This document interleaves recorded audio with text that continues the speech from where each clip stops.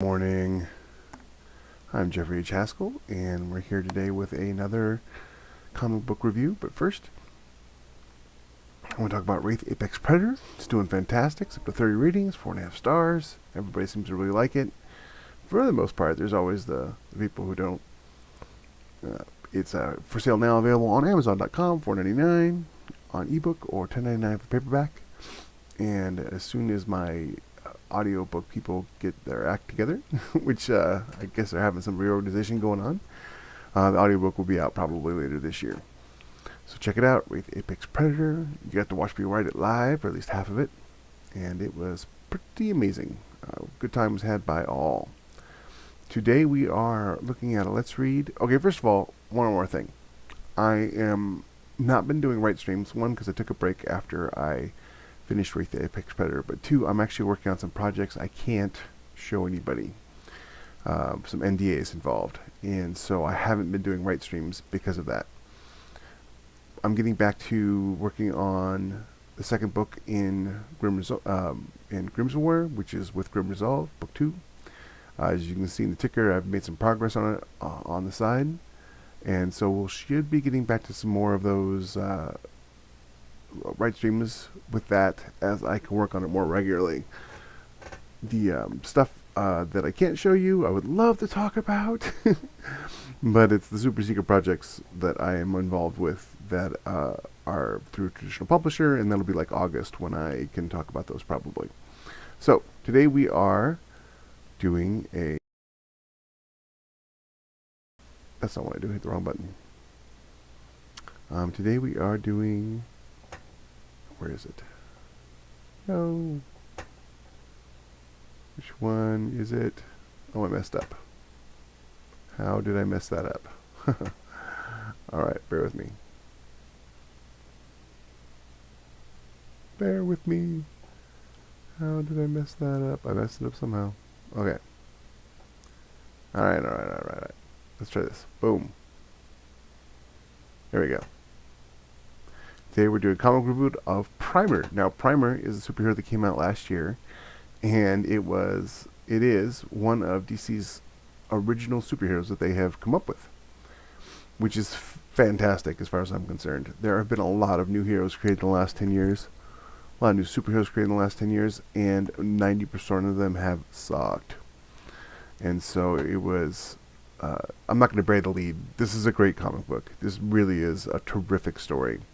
And I think the reason why it's a terrific story is because the writers involved are amazing, or at least one of them is. The other one is Thomas Krajewski is an actor. I don't really know a lot about him, but Jennifer Morrow worked on Justice League Action and some other great properties. So obviously a great writer. She knows her stuff. And being a writer, being an author myself who writes superhero comics, or superhero books, what's the one thing I always say is that it's the writer, it's not anything else. You can have okay art, but if the story's really good, people are going to love it. And it's the same thing about movies and books. If the story's really good, people like the characters, then they're going to love it, and they'll let a lot of the other stuff slide. It's the sort of the dirty little secret of the industry. So I bought the graphic novel, and I haven't read all of it, but we're just going to talk about the first issue, so to speak, because it's a collection of issues. The graphic novel is on sale right now at Comixology for $3.99. Fantastic deal because it's like 96 pages. I just want to say that I love this art, and love this color, and I love the cover and the concept. Now, people are going to tell you, oh, it's a kid's comic. It's 12 to 14 is the recommended age because the protagonist is 12 years old. That doesn't matter. It just doesn't matter. It's a good story, and that's what matters. So, let's jump into it. Art by, let's see here, Greta Lusky, fantastic artist. Letters by Wes Abbott. Now, what letters means the dialogue, right? Not the dialogue wasn't written by Wes Abbott. It's the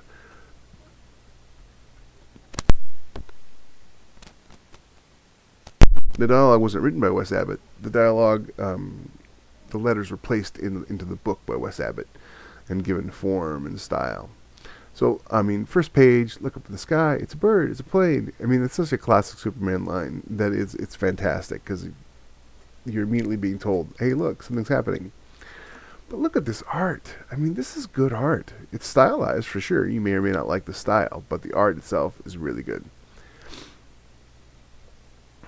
And then, of course, you've got this crashing plane. And your first introduction to the superhero primer is this. She sees the plane crashing. She grabs her superpowers, and she leaps into action. Now, whenever you're introducing a character, like you always have to introduce them with their best attribute first, right? And here, obviously, her best attribute is her willingness to do this, right? I got this. Her confidence, her positive attitude, right? That's important. So that tells you a lot about the character. That tells you who this character is. Not gonna be a mopey teenager or angsty teenager or someone unwilling to try, and that's fantastic. All right. And so she grabs the plane. And then, what's another thing you have to do when you're introducing a character? Well, you have to do failure, right? People have to fail. Now, a failure doesn't mean that, oh, the plane crashes and people dies, or she hits the bridge and people die. It means that she made a mistake, right? Okay, fire was a stupid choice, she says, for power to use. What am I going to do? Light the plane on fire even more? Yeah, okay, great. That's a failure, right? It shows you that she's not like some perfect person. But she ends up coming up with an idea, and she uses it, and then... come on. This art is so good. I love this reference right here, right? Which superhero was that? Rainbow Dash. I think there's some meta here, is because it seems like Justice League Action and Superhero Girls are kind of related, and so it's entirely possible that the writer here worked on Superhero Girls with Lauren Faust, who is the creator of the new My Little Ponies, Rainbow Dash, and the ones that we all love. And then so she lands the plane, worrying about her boots, which I dig. And doink, hits the plane. Great sound effects. You know, this is kind of a funny scene, because you know she's 12 or 13, and there's this big guy carrying the luggage, and she's just like, yeah, maybe you'll be as strong as me one day. And then of course that's the in media res, or in media res, as some people call it. And then you get the flashback, right? And this is just great. This art is great. This just tells you so much about the character. And every scene here is telling you about the character. And then you get these two cops who arrest her. I love that one is white, one's black. I mean, you usually in comic books you get people with these sort of all the background characters are the same color, or all the characters they interact with who are negative are the same color or whatever. So this is just really great. I love her superhero interpretation here. Having a daughter who at one time was 13 and an artist, this really actually says a lot, because my daughter used to draw images like this. It's a very basic superhero, this girl with lots of hair and colors, things like that. So I thought that was cool. And then you can tell she's sad about her situation. You know, beautiful expressions, just fantastic expressions. I like that the cops aren't necessarily the bad guys, even though he talks about her, by the way. And then there's this girl just, boy or girl, whatever, this sort of writing is so good. I mean, again, author, so of course I'm going to appreciate the writing more than anything else, but look at this writing, is so good. It tells you everything about this girl, with her facial expressions and her, but why can't you find me one with a pet monkey? Clearly, she's had enough of the foster system, and this is her acting out about it. And then you get the art, you get this fantastic art, it's one big great setup after another.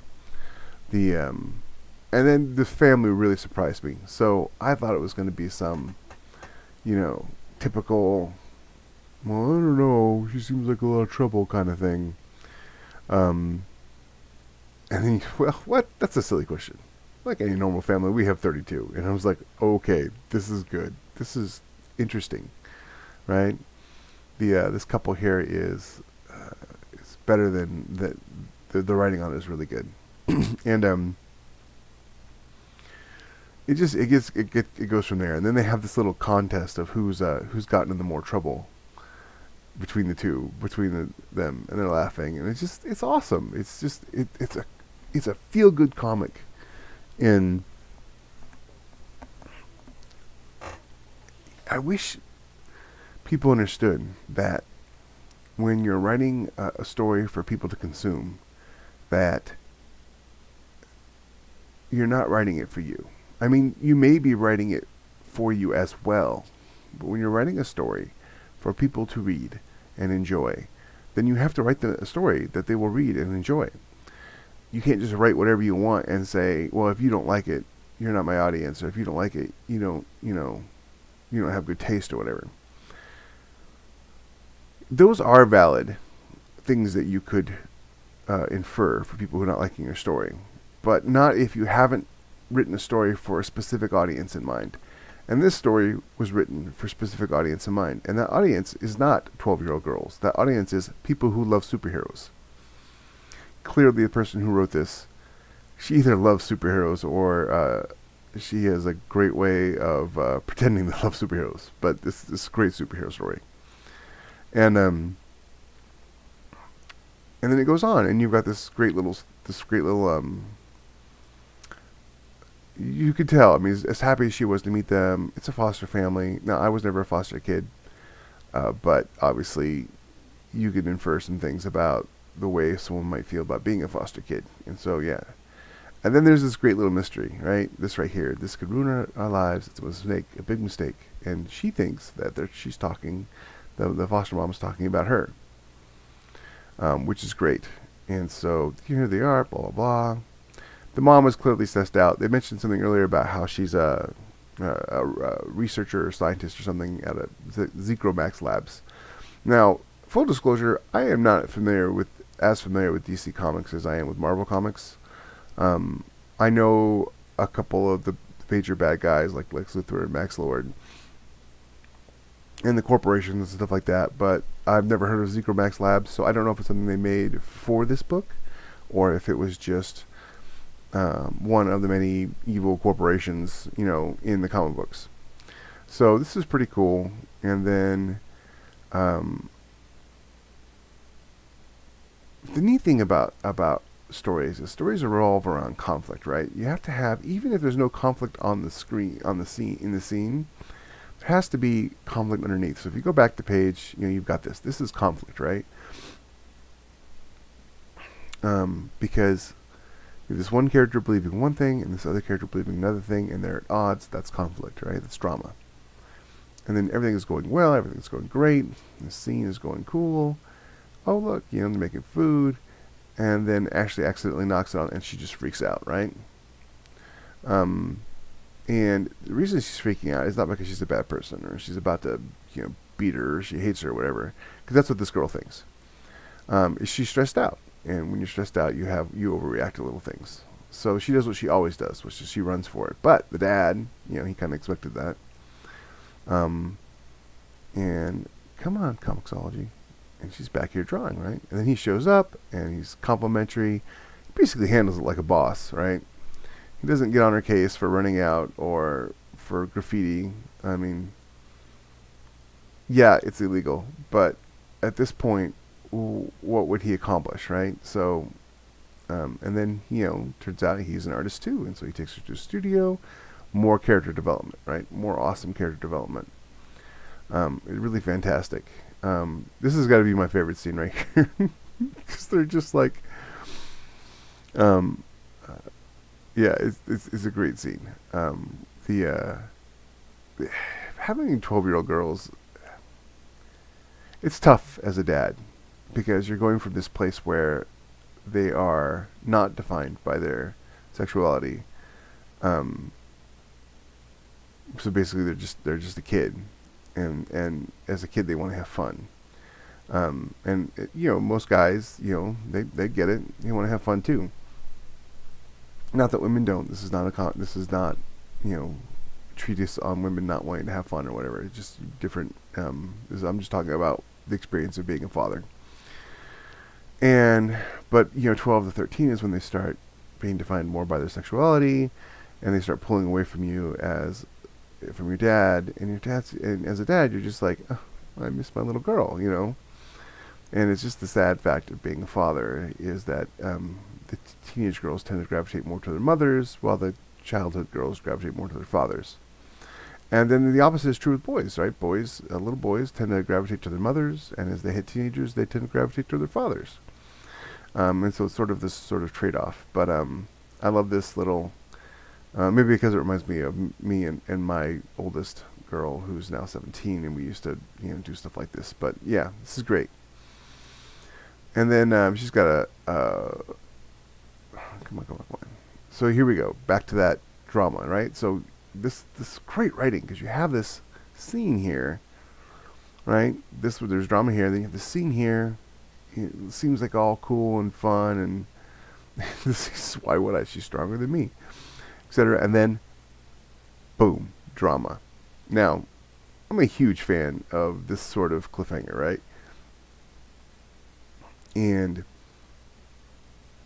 it's not that the story for the book wasn't resolved, because the story for the book is, it's not her having superpowers. The story for the book is her getting a family that cares about her.